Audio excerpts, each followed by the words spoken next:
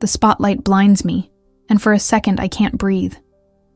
My hands grip the microphone like it's the only thing keeping me upright, but my palms are slick with sweat, and I'm terrified it'll slip.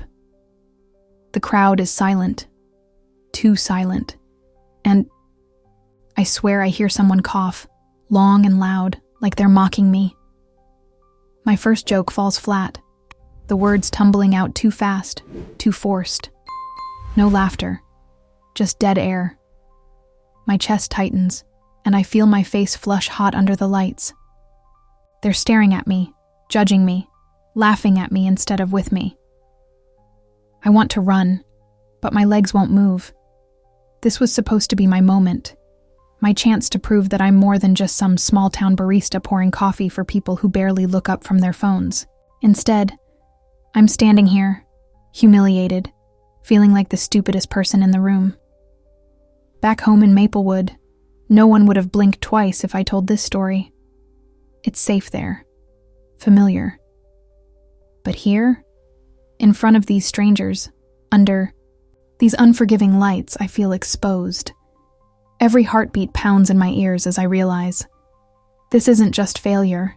It's something deeper, sharper. It's losing a piece of myself I didn't know I could lose. If you've ever felt like an imposter or wondered if chasing your dreams was worth it, follow our channel. You need to hear how Ellie turns humiliation into triumph. It might just change your life. I'm Ellie, and if you met me on any given Tuesday morning in Maplewood, you'd probably think I was just another barista, pouring lattes, wiping counters, making small talk about the weather. But here's the thing. Inside my head, there's this whole other world. A world where I crack jokes no one hears, except maybe the regulars who smile politely before rushing off to their next meeting. I'm 29 years old, stubborn as hell, and trying really hard not to let life scare me into staying exactly where I am. After Mom passed last year, I promised myself I wouldn't settle for safe anymore. That promise is what got me here, sweating under these bright lights, wondering how everything went so wrong so fast. Then there's Jake, the guy who found me, or rather, found my awkward humor when a customer secretly recorded me joking around at work. He's polished, ambitious, and talks like every sentence should come with its own PowerPoint presentation. To him, I'm not Ellie. I'm the funniest barista in America, his ticket to climbing some invisible ladder in Hollywood. He doesn't care that my jokes aren't perfect, or that most of them are just things I say to make myself feel less lonely behind the counter. All he sees is potential and profit. At first, I thought he believed in me, but now, I'm starting to wonder if he even knows me at all. Back home, there's Aunt Ruth. She's been my rock since Mom died, always reminding me to take risks but never pushing too hard. She's the kind of person who makes chicken soup from scratch and leaves it on your doorstep without saying a word because she knows you've had a rough week. When I told her about Jake's offer, she hugged me tight and said, "Go show them who you are." Her faith in me is the only reason I'm still standing right now, even though part of me feels like I've already failed. And then there's Clara, the comedy coach Jake hired to fix me. She's warm and funny, with this laugh that fills up a room like sunlight streaming through a window. For a while, she made me believe I could actually do this, that I could stand on stage and make people laugh without feeling like a fraud. But when Jake started pressuring her to push darker material that felt wrong, she quit. Watching her walk away broke something in me, not because I lost a mentor, but because I realized even someone as good as Clara couldn't fight Jake's machine. These people, they're more than just characters in my story. They're pieces of me, reflections of the choices I've made and the ones I'm still afraid to make. If you've ever wondered what happens when dreams collide with reality, stick around. This isn't just my journey, it's yours too. Maplewood feels like a hug. The air smells like fresh ground coffee beans mixed with the earthy tang of rain-soaked sidewalks after a summer storm. In the mornings, sunlight streams through the cafe windows in golden streaks, catching dust motes that dance like tiny fireflies. The tables are old, chipped formica, and the chairs squeak when you shift your weight just right. It's quiet here, except for the hiss of the espresso machine and the occasional clink of a spoon against a mug. This place is safe, predictable. Even the customers move in rhythms I know by heart. Mr. Peterson always orders black coffee and sits by the window. Mrs. Alvarez brings her crossword puzzle and asks for something sweet. But LA hits you like a slap. Neon lights buzz all night, even when your eyes beg for rest, and the streets smell like car exhaust and desperation, sharp and metallic. My hotel room hums constantly, the sound of traffic below seeping through thin walls, blending with the low thrum of the air conditioner. It's cold in here, no matter how high I turn the heat. Outside, palm trees sway lazily under streetlights, their shadows long and spindly, like they're reaching for something they'll never catch. Everything about this city feels wrong. Too bright, too loud, too fast. Even the people, they don't walk. They stride, shoulders squared, eyes locked ahead, like they're afraid stopping will cost them everything. Backstage at the comedy club, it's worse. Fluorescent bulbs flicker above the mirror, casting harsh light over my face, highlighting every flaw. The air smells stale, tinged with hairspray and nervous sweat. Someone left half a sandwich on the counter, its wrapper crinkling softly as the AC kicks on. I can hear murmurs from the audience beyond the heavy black curtain. Laughter that isn't mine. Applause meant for someone else. Every creak of the floorboards behind me makes my stomach twist tighter. Is Jake coming to yell at me again? Or is it Clara, whispering encouragement one last time before she walks away? These places aren't just settings. They're part of me. Maplewood grounds me, reminds me who I am. LA strips me bare, forces me to confront pieces of myself I'd rather ignore. If you've ever felt out of place, like the world around you was conspiring to make you feel small, stay with me. Because where we are shapes who we become. And trust me, this story is far from over. I came to LA thinking I'd finally found my shot, that maybe this was the moment I'd stop being invisible. But now I feel like I'm drowning in a spotlight so bright it burns.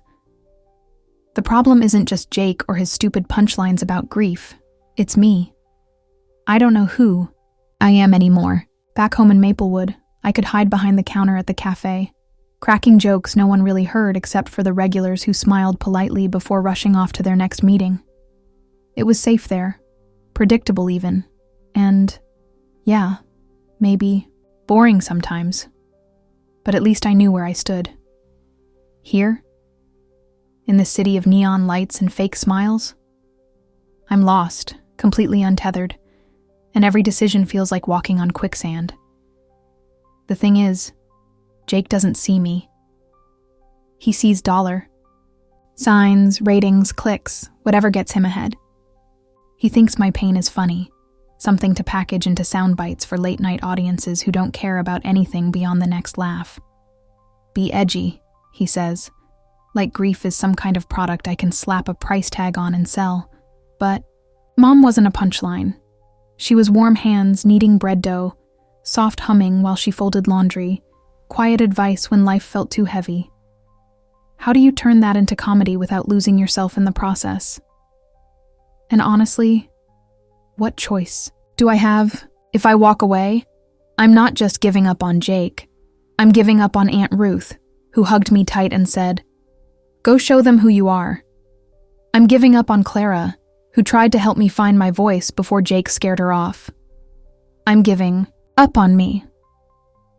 But staying means betraying everything Mom taught me about kindness, about being brave enough to stay true to yourself even when it hurts. Every rehearsal feels like a knife twisting deeper, slicing away pieces of who I used to be. The words taste bitter in my mouth, and I can't look at myself in the mirror without seeing someone I barely recognize. Is this really what success looks like? Selling out your story for applause from strangers who'll forget your name by morning? And then there's the audience, the people sitting in those darkened seats, waiting for me to entertain them. Do they know how hard this is? Do they understand that every joke I tell feels like ripping open an old wound? Or does it even matter to them as long as they leave laughing? What if I fail? What if I bomb so badly they boo me off stage? Would you blame me for running back to Maplewood, tail tucked between my legs, pretending none of this ever happened? Because here's the truth. I'm terrified. Terrified of failing. Terrified of succeeding. Terrified of realizing halfway through that I've already lost myself. If you were in my shoes, what would you do? Would you take the easy way out? Go back to pouring coffee and telling jokes no one hears? Or would you stay, fight for your dream, even if it meant sacrificing pieces of yourself along the way? This isn't just my story, it's yours too. Stay with me, because I haven't figured it out yet. None of us have. My first live set in LA wasn't just bad. It was catastrophic, the kind of disaster that makes you wonder if God himself is sitting somewhere laughing at your expense.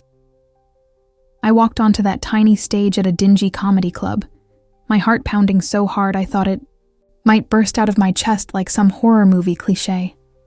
The room smelled like stale beer and desperation, the air thick enough to choke on. Fluorescent lights buzzed overhead, casting this sickly yellow glow over everything, making everyone look tired and worn down, including me. I gripped the microphone like it was the only thing keeping me upright, but my hands were slick with sweat, and I kept worrying I'd drop it right there in front of everybody. The crowd stared back at me, silent except for one guy coughing loudly, like obnoxiously loud, as if he wanted to remind me how awkward I looked up here. I started with what I thought was a harmless joke about spilling coffee on customers. You know, light-hearted stuff, something anyone could relate to. Except no one laughed, not even a polite chuckle. Dead air stretched out longer than I thought possible, each second feeling heavier than the last.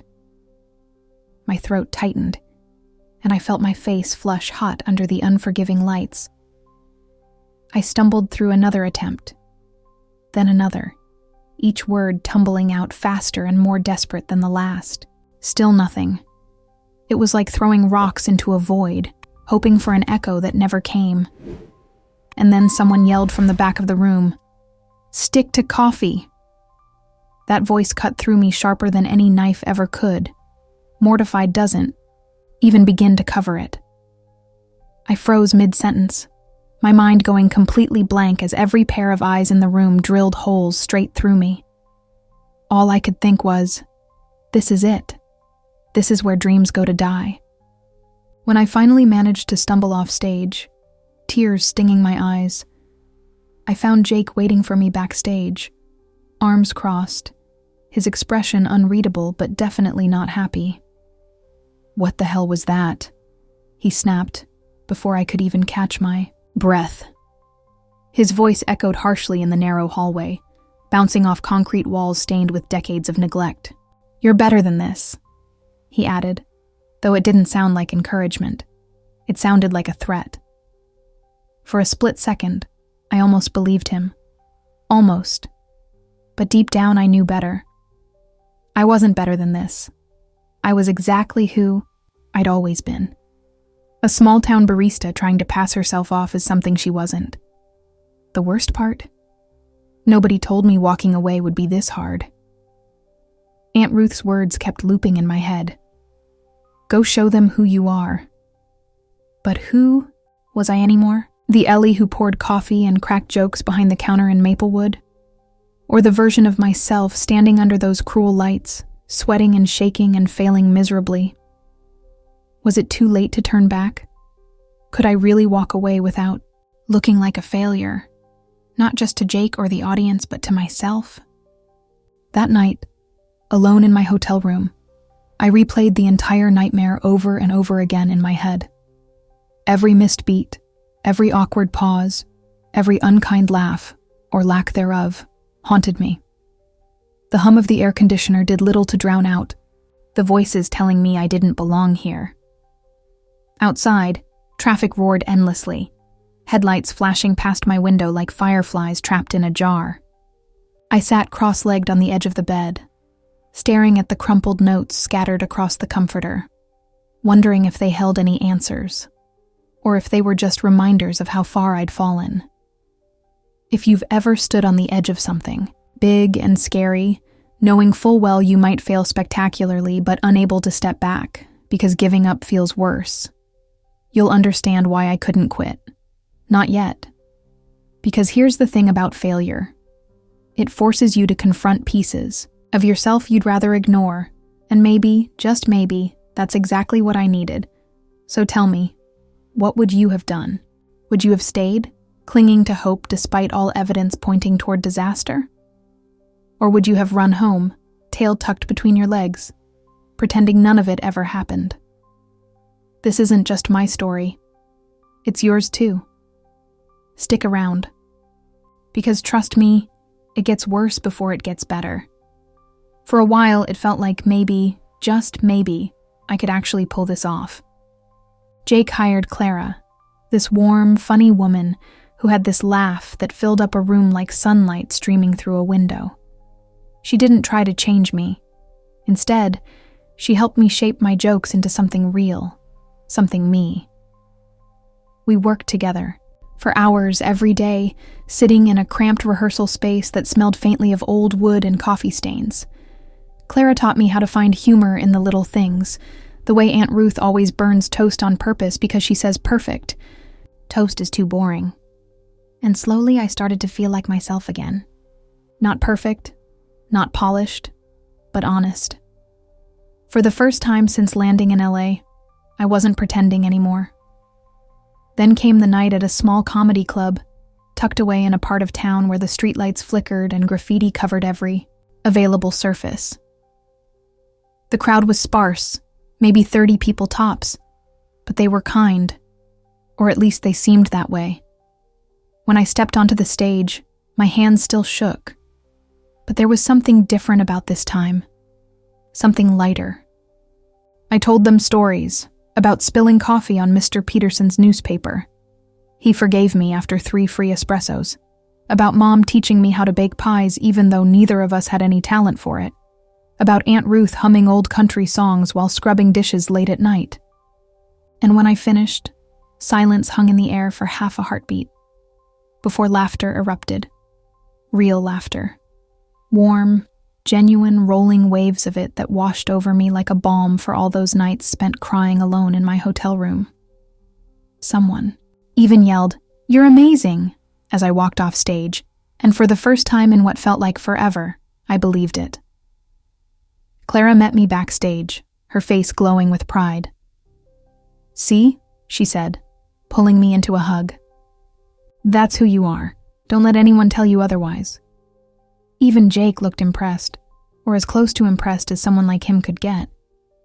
He nodded tersely and muttered, "Good job," which might as well have been a standing ovation, coming from him. Aunt Ruth called later that night, her voice trembling with excitement. "I knew you could do it," she whispered, and hearing her say that almost made me cry right there on the phone. But here's the thing. Happiness never lasts long in places like LA. Beneath the surface, something felt off. Maybe it was the way Jake kept hovering during rehearsals, scribbling notes furiously in his leather-bound notebook without ever looking up. Or maybe it was the subtle shift in Clara's demeanor after one particularly tense meeting with him. A flicker of unease crossing her face when she thought I wasn't looking.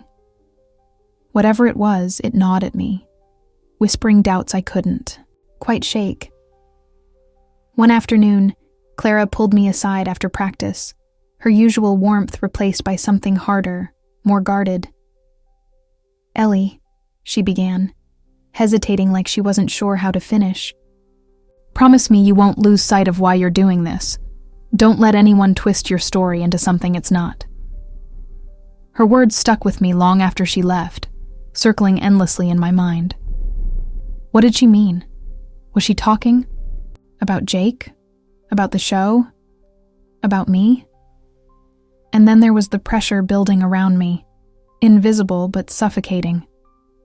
Every joke I told now felt heavier, like I was carrying the weight of expectations I couldn't possibly meet. What if this was just the calm before another storm? What if everything fell apart again? And worse this time.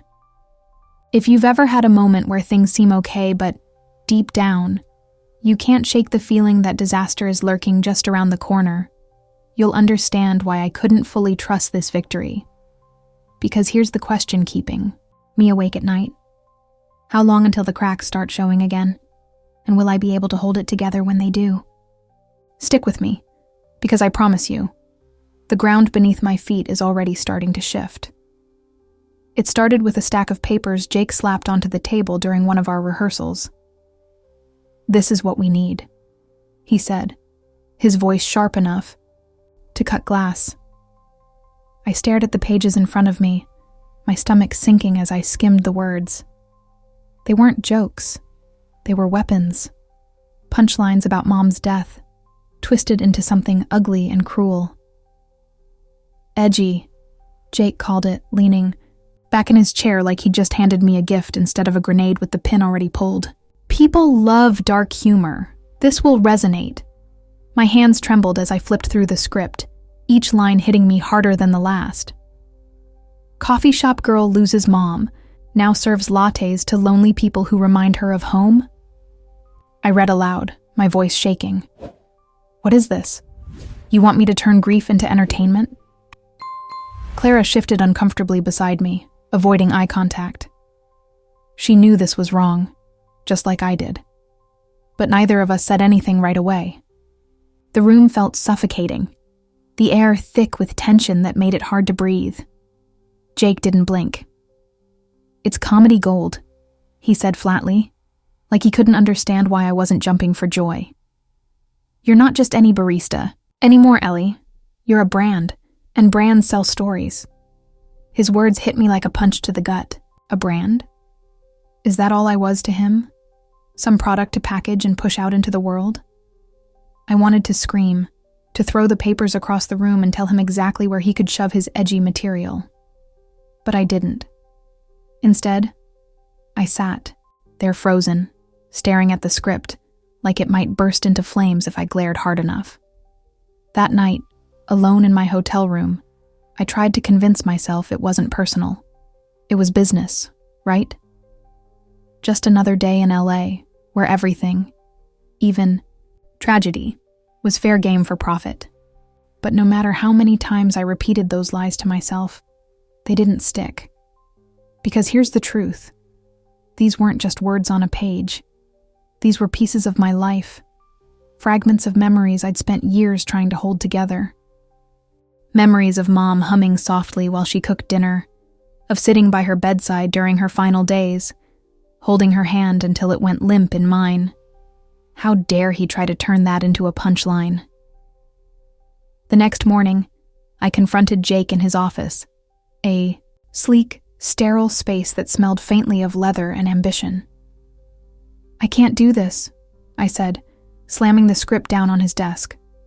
My voice wavered, but I forced myself to keep going. "This isn't me. It's not who I am." He leaned forward, his expression unreadable but dangerously calm. "Then who are you, Ellie?" He shot back, his tone cutting deeper than any insult. "Because if you walk away now, you'll be nothing. No show, no career. No one will remember your name." His words lingered long after I left the office, echoing in my head like a broken record. Was he right? If I walked away, would I just fade back into obscurity? Another small-town dreamer who couldn't hack it in the big leagues? Or worse, would Aunt Ruth look at me differently, disappointed that I hadn't followed through? What scared me most wasn't failing. It was losing myself completely, becoming someone unrecognizable in pursuit of something I wasn't even sure I wanted anymore. Clara found me later that evening, sitting on the curb outside my hotel, staring blankly at the endless stream of headlights flashing past. She didn't say anything at first, just sat down beside me and handed me a cup of coffee from a nearby cafe. "You don't have to decide tonight," she said quietly. But we both knew I did. Every second I waited felt like standing on the edge of a cliff, knowing the ground beneath me was crumbling, but too afraid to move. If you've ever faced a choice that felt impossible, where every option came with its own kind of heartbreak. You'll understand why I couldn't sleep that night. What would you have done? Would you have stayed, hoping to find a way to make it work without losing yourself? Or would you have walked away, knowing you might never get another chance? Stick around, because trust me, this story is far from over, and neither is the fight for who I'm supposed to be. Jake cornered me in my dressing room the night before the big taping, his voice low and venomous, like he was trying to keep from shouting but couldn't quite manage it. "You're either with us or you're out," he said, shoving a revised script into my hands. This time the pages weren't just cruel, they were personal. Lines about how Mom used to call me her little failure because I never left Maplewood. About how Aunt Ruth only hugged me out of pity, not pride. It was like he'd taken every insecurity I'd ever whispered to myself in the dark and turned them into ammunition. My chest tightened, and I felt like I couldn't breathe. "How could you even think this is okay?" I choked out, my voice cracking under the weight of everything I wanted to say but couldn't. He didn't flinch. "It's comedy, Ellie. People eat this stuff up. Vulnerability sells." His words hit me like a slap, sharp and stinging. Vulnerability? Is that what he thought this was? Because to me it felt like betrayal. Of Mom, of Aunt Ruth, of me.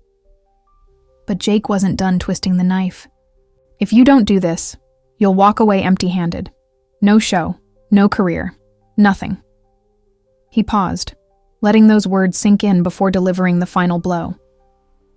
"And for what? To protect some outdated idea of kindness?" Newsflash. Kindness doesn't get ratings. I sat there on the edge of the couch, staring at the script like it might burn a hole through my hands if I held onto it any longer. Every fiber of my being screamed at me to throw it across the room, to tell Jake exactly where he could shove his demands and his deadlines. But then what? Walk away and lose everything I'd worked for? Go back to Maplewood as the girl who couldn't? Cut it in LA? Or worse, stay and let him strip away the last pieces of who I was until there was nothing left. The moral dilemma clawed at me all night, gnawing at my insides like a wild animal trapped in a cage. On one side, there was Jake's version of success: fame, money, validation. All I had to do was sell my soul, or at least the parts of myself I'd always thought were worth keeping. On the other side, there was integrity, staying true to the values Mom had taught me: kindness, honesty, courage.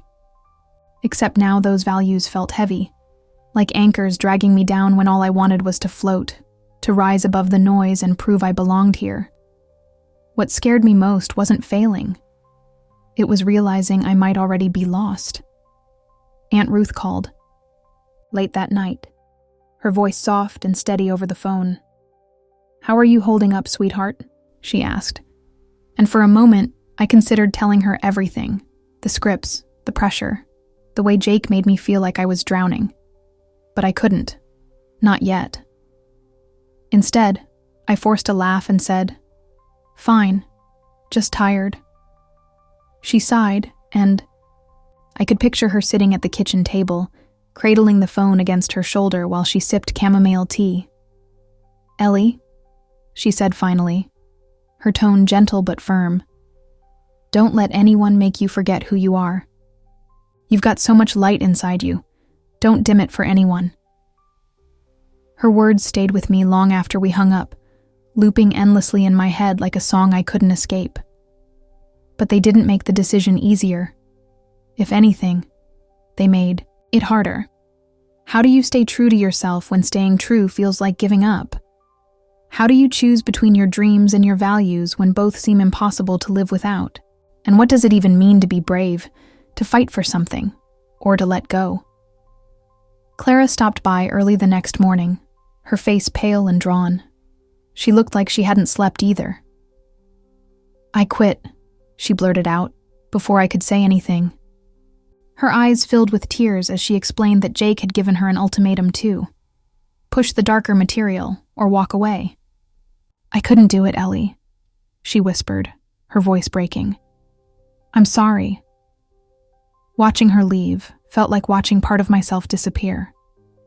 Clara had been my lifeline, the one person who understood what this meant to me. Without her, I felt untethered, adrift in a sea of choices I wasn't sure I could survive. Sitting alone in my hotel room later that day, I stared at the script again, the words blurring together as tears welled in my eyes. What would you have done?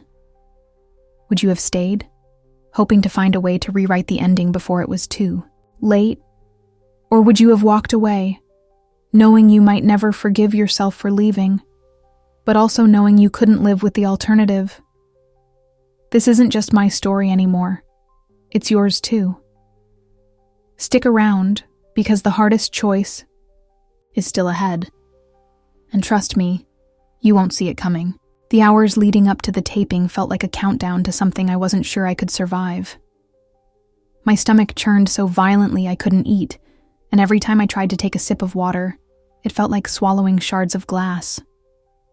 Backstage was chaos, a whirlwind of people rushing past me, their voices overlapping in a cacophony of last-minute instructions and panicked whispers.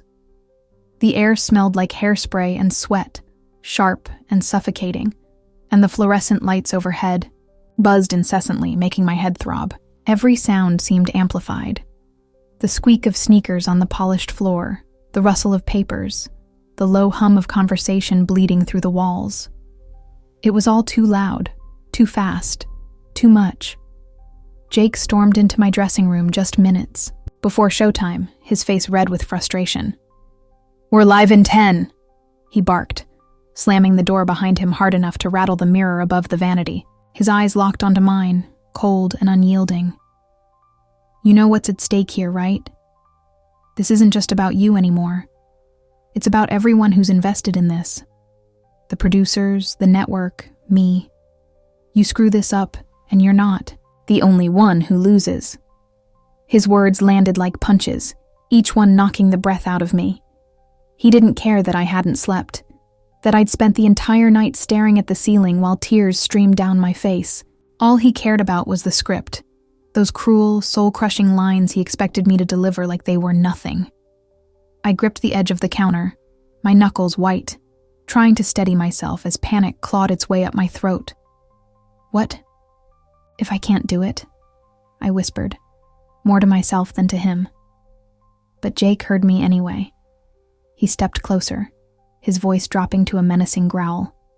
"Then don't bother coming back. No one wants a coward, Ellie. Not here, not anywhere." Coward. The word echoed in my mind, cutting deeper than any insult he'd thrown at me before. Was that what I was? A coward for wanting to protect the memories of the people I loved most?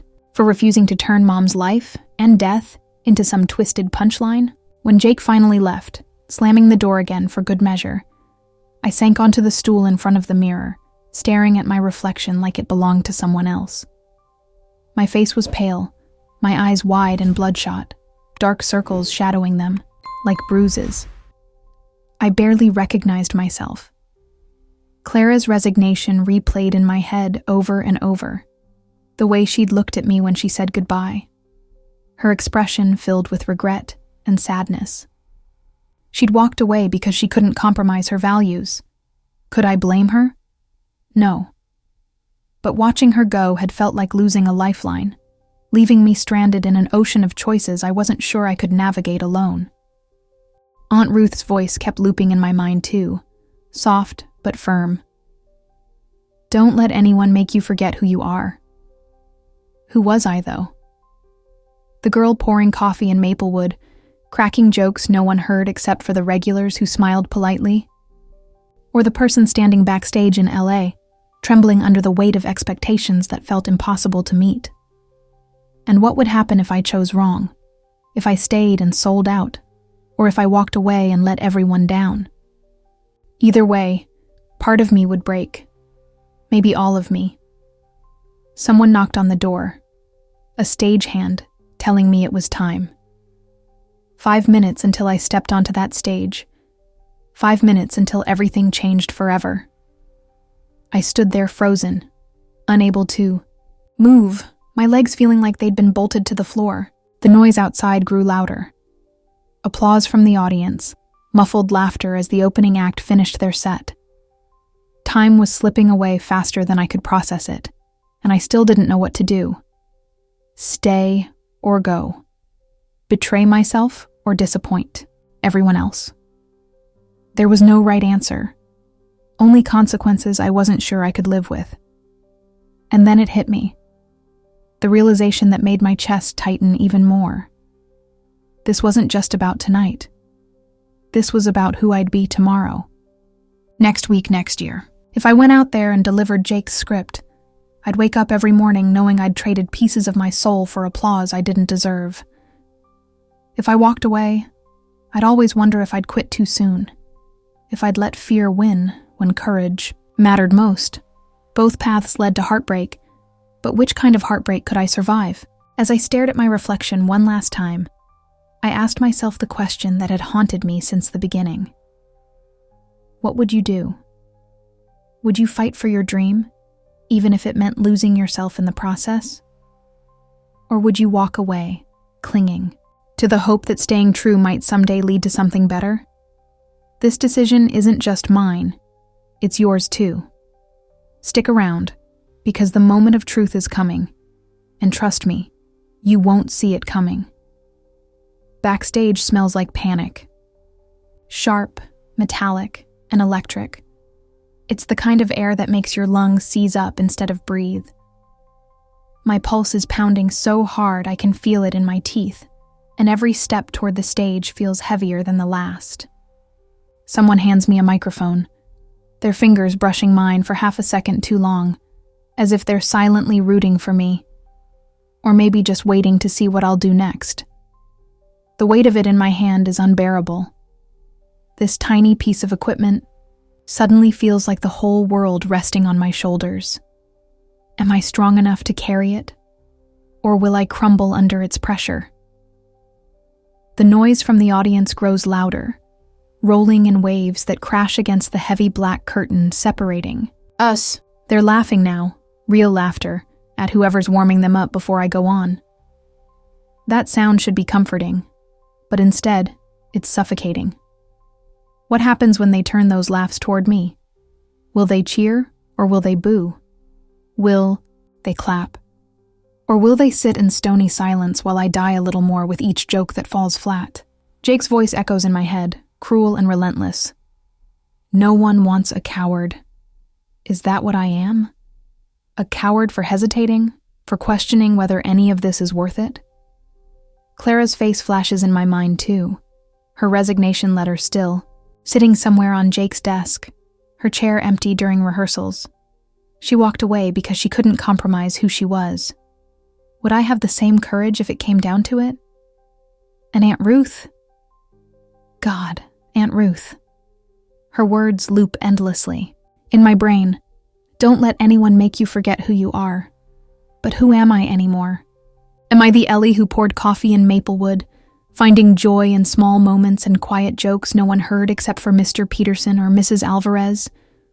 Or am I the Ellie standing here now, trembling under these unforgiving lights, about to deliver lines that feel like betrayal? Every second stretches out longer than the last, ticking by at an agonizing pace. Someone knocks on the door again, a stagehand yelling something about 30 seconds until showtime. 30 seconds, 30 heartbeats, 30 chances to decide whether I'm brave enough to face whatever comes next. My hands shake so badly I almost drop the microphone, and I wonder if anyone would notice if I bolted right now, ran straight, out the back door, and disappeared into the LA night. Could I outrun this moment? Could I outrun myself? But then I think about Maplewood, the familiar rhythm of mornings there, the smell of fresh ground coffee beans mixing with rain-soaked earth, the way sunlight streams through the cafe windows in golden streaks. It's safe there, predictable, boring even, but it's home. And isn't that why I came here in the first place? To prove I could be more than just a barista. To show the world and myself that I had something to offer beyond pouring lattes and wiping counters. If I walk away now, what does that say about me? About everything I've worked for? And yet, staying means saying yes to Jake's script. It means turning Mom's memory into something ugly, twisting her love into punchlines designed to get cheap laughs from strangers who don't know her story. How do you choose between dreams and values when both feel impossible to live without? What if walking away isn't failure? It's freedom. Or worse, what if staying doesn't bring the success I've been chasing, but only leaves me emptier than before? I glance at the mirror one last time, my reflection pale and wide-eyed, looking back at me like a stranger. This is it, the moment where everything changes. Do I stay true to who I am, even if it costs me everything? Or do I take the risk, hoping it leads somewhere better, even if it feels wrong? If you've ever faced a choice that felt impossible, where every option came with its own kind of heartbreak, you need to hear how Ellie decides. Stick around, because the next 5 minutes will change everything. Follow us to find out if bravery wins over fear, and discover why authenticity matters more than applause. The stage manager gives me a nudge, his hand firm on my shoulder, and suddenly I'm moving, my legs carrying me forward even though my brain is screaming at me to stop. The heavy black curtain parts, and the spotlight hits me like a freight train, blinding and suffocating all at once. My breath catches in my throat as I step into the glare, every eye in the room locking onto mine. For a split second, I forget how to walk, how to breathe, how to exist. The microphone feels impossibly heavy in my hands, its cool metal surface slick with sweat. This is it, the moment where everything is on the line. I glance out at the audience, their faces blurred by the brightness of the lights, but I can feel them watching, waiting. They don't know what's coming next, whether I'll make them laugh or cringe or walk out altogether. But I do. And that knowledge sits like a stone in my chest, pressing down so hard I think I might collapse under its weight. Jake's voice echoes in my head again, cruel and unrelenting. Deliver the script or don't bother coming back. Clara's resignation flashes before me too, the way she looked at me when she said goodbye, her eyes filled with regret and sadness. Aunt Ruth's words loop endlessly, soft but firm. Don't let anyone make you forget who you are. I take a shaky step forward, then another, until I'm standing center stage. The silence stretches out, long and unbearable, and for a moment, I wonder if they can hear my heart pounding. It feels like everyone in the room is holding their breath, waiting for me to speak, waiting for me to decide. My fingers tighten around the microphone, and I close my eyes, trying to steady myself. This isn't just about telling jokes anymore. It's about choosing who I want to be. Do I deliver Jake's lines, betraying everything Mom taught me about kindness and honesty? Or do I stay true to myself, even if it means losing everything I've worked for? When I open my eyes, I see Jake standing in the wings, arms crossed, his expression unreadable, but definitely not kind. He's watching me like a hawk, waiting to see if I'll cave, if I'll give him exactly what he wants. Beyond him, I spot Aunt Ruth sitting in the front row, her face pale but hopeful.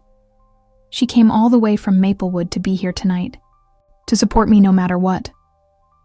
Seeing her there makes something inside me snap, not in fear, but in defiance.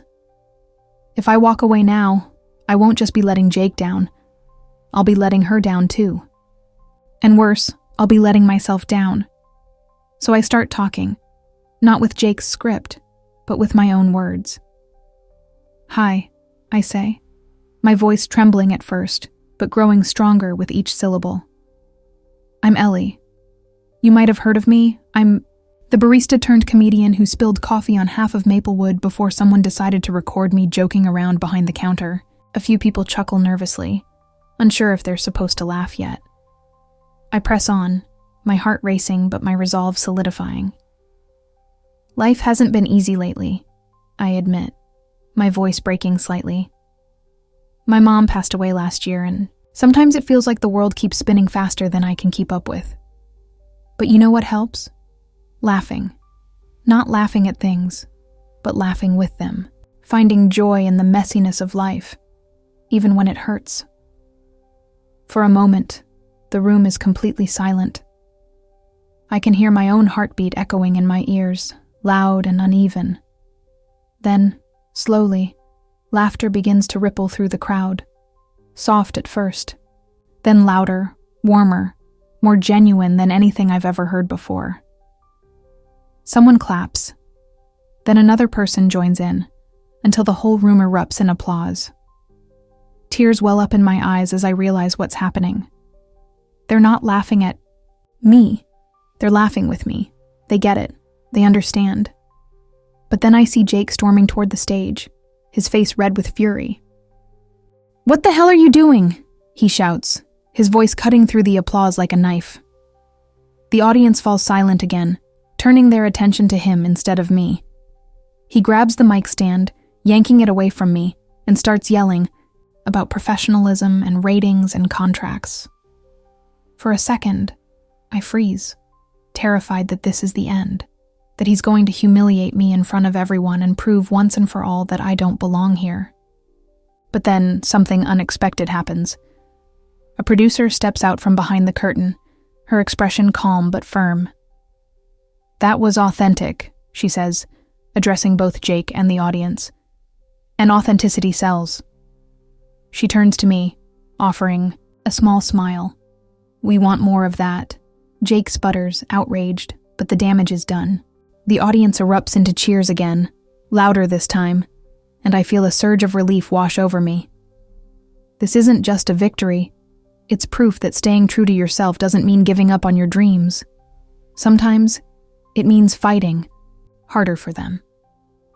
If you've ever wondered whether being brave pays off, you need to hear the rest. Follow us to find out how Ellie turns humiliation into triumph and discovers what really matters.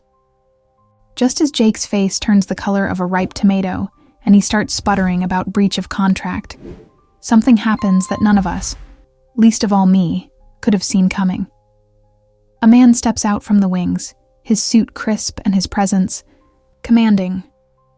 At first I think he's another producer, or maybe even security ready to escort me off stage, but then he speaks, his voice calm but firm, slicing through the tension like a knife. "Ellie," he says, addressing me directly. "I'm Charles Whitaker. You might not know me, but I've been following your story for weeks." My stomach drops. Following my story? What does that even mean? Before I can process it, he continues, turning slightly to address the audience now. This young woman has something special, authenticity. And authenticity is exactly what we need right now. He pauses, letting his words sink in, and I swear the entire room holds its breath. Then he drops the bombshell. "I'm here on behalf of the Spotlight Network. We'd like to offer you your own show, a platform where you can tell real stories, unfiltered and honest. No scripts, no gimmicks, just you." The crowd erupts into applause so loud it feels like the walls might shake loose. My knees buckle beneath me, and I grip the microphone tighter to keep from collapsing. Is this real? Am I dreaming?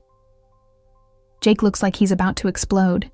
His jaw clenched so hard I'm surprised his teeth don't shatter. "You can't do this," he yells, pointing an accusatory finger at Charles. But Charles doesn't flinch. Instead, he smiles, a slow, deliberate smile, and says, "Actually, we just did." And then comes the twist that changes everything. As Charles walks toward me, shaking my hand firmly, he leans in close enough that only I can hear him. "By the way," he whispers, his tone conspiratorial, "your aunt called our office last week. She thought you deserved better than someone trying to turn your grief into a punchline." Aunt Ruth? Aunt Ruth did this? Suddenly, all those late-night phone calls where she told me to stay true to myself make sense. She hadn't just been cheering me on from the sidelines. She'd been fighting for me behind the scenes, making sure I had a shot at something bigger than Jake's twisted vision of success. Tears stream down my face as the reality sinks in. This isn't just a win. It's redemption. It's proof that staying true to who you are doesn't mean giving up on your dreams. Sometimes, it means trusting the people who love you enough to fight alongside you. The audience cheers again, louder this time, and I spot Aunt Ruth in the front row. Her hands clasped over her mouth, tears streaming down her cheeks too. For once, I don't feel alone. I feel seen. If you've ever doubted whether standing by your values could lead to something extraordinary, you need to hear how Ellie's journey unfolds next. Follow us for more stories filled with remarkable twists that remind you why courage always matters. Standing there under the spotlight, tears streaming down my face, I feel something shift inside me, something deep and unshakable. For so long, I've been running from myself, chasing this idea of success that didn't even belong to me. Jake's version of who I should be haunted me like a ghost, whispering lies into my ear. You're not good enough. You'll never be good enough unless you change. But in this moment, with Charles Whitaker shaking my hand and Aunt Ruth crying in the front row, I realized something profound. I already am enough. And the person I was fighting to become? She's been here all along. The internal war I've waged for months, the one between staying true to Mom's lessons and bowing to Jake's demands, feels quieter now, almost resolved. It's not that the battle is over. It's that I finally understand what I'm fighting. For I'm not just fighting to prove I can make people laugh or to show the world I'm more than just a barista. I'm fighting to honor the parts of myself that matter most. Kindness, honesty, courage. Those aren't weaknesses. They're strengths. They're what got me through losing Mom. What kept me pouring coffee with a smile even when life felt unbearable. What made strangers stop by the cafe just because they liked talking to me. And now, standing on this stage, I see how those same qualities can carry me forward. Not by changing who I am, but by embracing it fully. As Charles explains the details of the offer, a platform where I can tell real stories without compromise, I feel a weight lift off my shoulders, one I didn't even know I'd been carrying. This isn't just about getting a TV show, it's about reclaiming my voice. The jokes I tell won't be cruel or cynical anymore. They'll be raw, messy, human, like me. They'll be about spilling coffee on Mr. Peterson's newspaper and burning toast with Aunt Ruth and humming old country songs late at night, because sometimes laughter is the only thing that keeps you going. Real laughter. Not the kind that punches down, but the kind that lifts us all up. Jake storms off stage, muttering curses under his breath, slamming doors as he goes. But I barely notice. His anger doesn't sting anymore because it doesn't define me. What defines me is the girl who poured coffee and cracked jokes no one heard except for the regulars who smiled politely. What defines me is the woman who stood center stage tonight and chose authenticity over applause. What defines me is the daughter who loved her mom fiercely and the niece who still hears Aunt Ruth's voice in her head every time she faces a hard decision. Don't let anyone make you forget who you are. When the taping ends, Aunt Ruth rushes backstage, pulling me into a hug so tight I think she might never let go. "I'm so proud of you," she whispers, her voice trembling. "Your mom would be too." Her words hit me like a tidal wave, breaking open something inside me I've kept locked away for far too long. Grief washes over me. Not the sharp, suffocating kind, but the soft, healing kind. The kind that reminds me Mom's love isn't gone. It's part of me now, woven into every joke I tell, every story I share, every choice I make. Later that night, sitting alone in my hotel room, I stare at my reflection in the mirror. My face is flushed, my eyes still red from crying, but there's something different about me now. Something lighter, brighter. I don't look like a stranger anymore. I look like someone who's starting to figure things out. Someone who knows failure isn't the end and success isn't perfection. someone who understands that growth doesn't happen overnight. It happens in moments like this, when you choose to stand tall, even though your legs feel like jelly. If you've ever doubted whether staying true to yourself could lead to something extraordinary, consider this. Transformation isn't about becoming someone new. It's about uncovering the person you were always meant to be. So tell me, what part of yourself have you been afraid to embrace? And what do you think might happen if you did? Comment below, because trust me, your answer matters more than you know. The next morning, I wake up with sunlight streaming through the hotel window, golden and warm, like it's trying to remind me that life isn't all harsh spotlights and fluorescent bulbs. For the first time in weeks, maybe months, I don't feel like I'm drowning.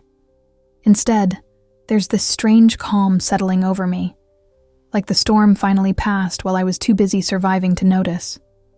Last night feels surreal, like a dream. I'm not sure I fully believe yet. Did Charles Whitaker really offer me my own show? Did Aunt Ruth really call his office behind the scenes, fighting for me when I didn't even know I needed someone to fight? And did Jake, slick, polished, untouchable Jake, really get shut down in front of an entire audience? But none of that is what sticks with me most. What stays lodged in my chest, heavy and beautiful all at once, is the realization that I didn't lose myself in the process. I didn't trade pieces of who I am for applause or validation or some twisted version of success. I stood on that stage, trembling and terrified, and I chose authenticity over fear. That choice, it changed everything. Not just for my career, but for me. The girl who used to pour coffee and crack jokes behind the counter in Maplewood? She's still here. Only now, she knows her voice matters. By midday, word has spread faster than I expected. My phone buzzes nonstop with notifications. Texts from Aunt Ruth. I knew you could do it. Calls from Mr. Peterson. You made us proud, kid. Emails from producers eager to work with me. Even Clara reaches out, her message short but heartfelt. You proved them wrong, Ellie. Never forget how brave you were. Reading her words makes my throat tighten, and I sit there staring at the screen for a long time, letting the weight of it all sink in. This isn't just about me anymore. It's about everyone who's ever felt invisible, like their story didn't matter. Because here's the truth. It does. Every single one of them matters. Charles sends over the official contract later that afternoon, and as I read through the terms, something catches my eye. A clause ensuring creative control. Creative control. The phrase hits me like a freight train because it means I won't have to compromise again. No more cruel punchlines about grief. No more twisting mom's memory into something ugly just to get laughs. This platform, it's mine. Mine to shape, mine to share, mine to build into something real, something honest, something good. That night, I take a walk along the streets of LA, the city that once felt so foreign and suffocating. Palm trees sway lazily above me, their shadows stretching long across the pavement. And for the first time, I don't hate it here. Sure, the air still smells faintly of car exhaust and desperation. But beneath that, there's something else. A sense of possibility, of hope. Maybe LA isn't the problem after all. Maybe the problem was always me, thinking I had to change to fit in. But now I see that fitting in isn't the goal. Standing out, that's where the magic happens. Back at the hotel, I pull out my journal, the same one I've scribbled in every night since arriving in LA, and write down 3 words: authenticity sells. It's not just a reminder of what Charles said, it's a promise to myself. A promise to keep telling stories the way they need to be told, without apology or hesitation. To honor Mom's memory not by turning her into a punchline, but by sharing the lessons she taught me about love and resilience. To make Aunt Ruth proud, not because I chased fame, but because I stayed true to the person she raised me to be. As I close the journal and set it aside, I think about how far I've come. Not just geographically, from Maplewood to LA, but emotionally, from fear to courage, from doubt to certainty. The main conflict that brought me here, the battle between staying true to myself and giving in to Jake's demands, is resolved. But it doesn't feel like an ending. It feels like a beginning. A chance to start fresh, to build something meaningful, to use my voice in ways I never imagined possible.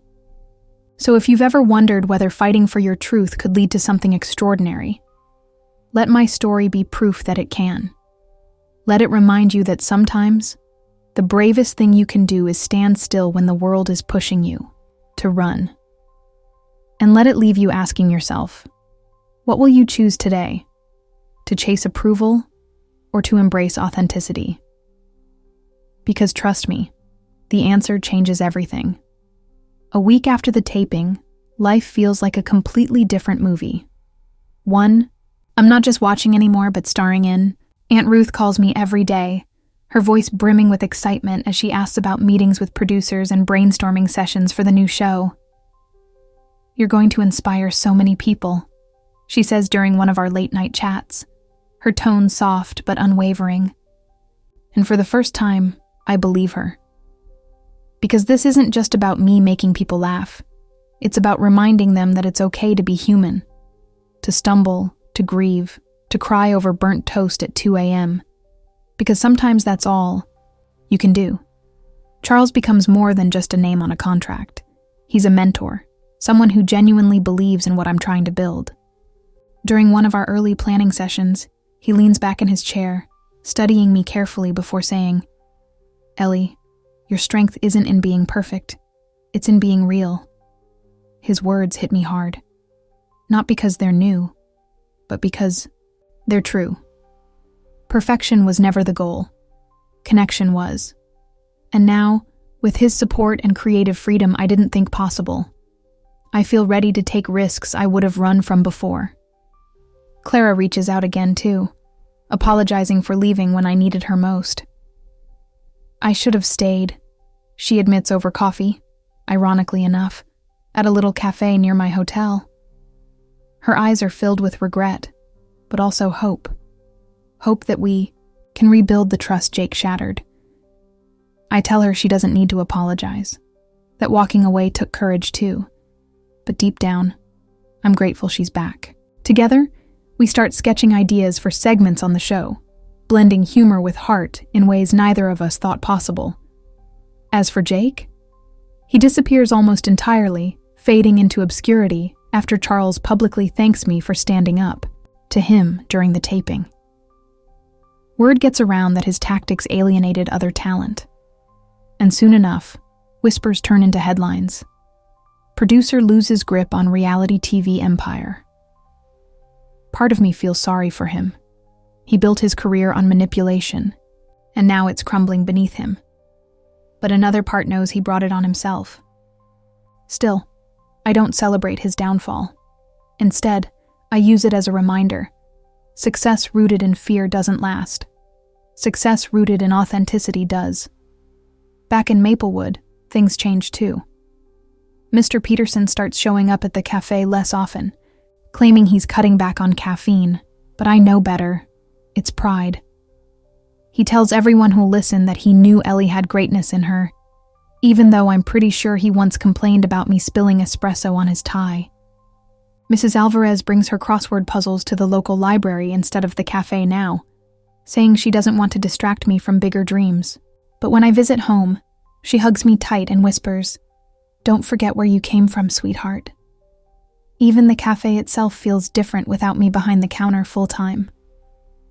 The new barista, a shy college kid named Ben, is sweet, but inexperienced, fumbling with orders and burning milk steamers more often than not.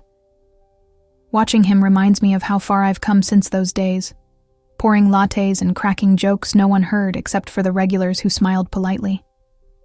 Now, Those same regulars tune in to watch clips of my pilot episode online, commenting things like, "She's still the same Ellie we love, but maybe the biggest change is within me. I don't second-guess myself nearly as much anymore. When producers suggest tweaking a joke or adding flashy graphics to the show, I push back, not angrily but firmly, because I know what works. Authenticity sells, remember? And while there are moments when doubt creeps in, whispering lies about whether I deserve any of this, I remind myself of something Aunt Ruth said. Bravery isn't about never being afraid. It's about doing the right thing anyway. This journey has transformed everyone involved, not just me.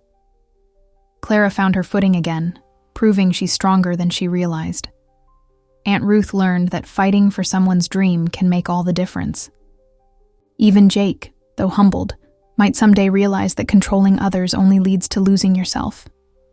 And as for me, I've learned that staying true to who you are doesn't mean giving up on your dreams. It means trusting yourself enough to chase them honestly. So if you've ever wondered whether transformation ripples outward, affecting more than just the person at its center, let my story answer that question. Because here's the truth. When you choose courage over compromise, you give others permission to do the same. And that changes everything. If there's one thing I've learned through all of this, it's that life doesn't hand you answers wrapped in neat little packages. It throws curveballs instead, hard ones that leave bruises if you're not careful. But those bruises, they teach you things no textbook ever could. Like how fear can masquerade as ambition, convincing you to chase something shiny and hollow instead of what truly matters. Or how staying true to yourself isn't just noble, it's necessary for your sanity, for your soul, for the people who love you enough to fight for you even when you don't know you need fighting for. Take Jake, for example. He thought success meant control, manipulating stories, twisting emotions, turning grief into punchlines because he believed edgy sold better than authenticity. And sure, maybe it worked for a while, but look where it got him. Alone, humiliated, irrelevant. Because here's the lesson I want you to take away from his downfall. Success built on fear or exploitation never lasts. The moment you stop valuing people, their stories, their humanity, is the moment you lose them. And without people, what do you have? Nothing but empty applause and hollow victories. Then there's Clara, who walked away when the pressure became too much. At first, I thought she was abandoning me, leaving me to sink or swim on my own.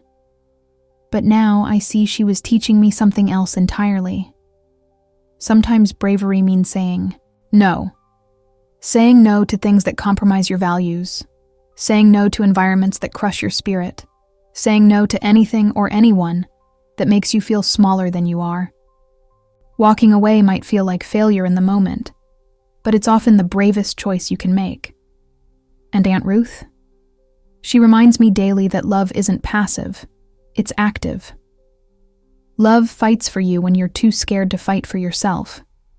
Love picks up the phone and calls strangers in high places because it believes in you more than you believe in yourself.